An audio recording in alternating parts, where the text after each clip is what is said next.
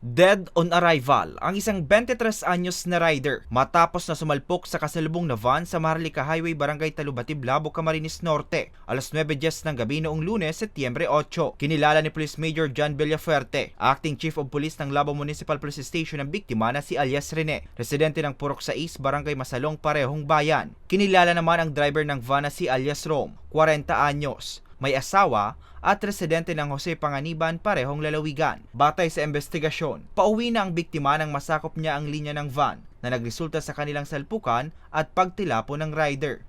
Ang sakay po ng Nissan Urban ay mag-isa lang po ito at anahan po ito. Wala naman pong nangyari sa kanya. At sino pong Tito, yung kinasasangkutan po ng isang motorcycle ay nakuha po at nadala naman po ito sa ospital, kaya lang po dead on arrival po, sir. Hindi na sinampan pa ng kaso ang driver ng van matapos na akuin ang ilang gastusin sa burol at pagpapalibing sa biktima. Paalala naman ng pulisya.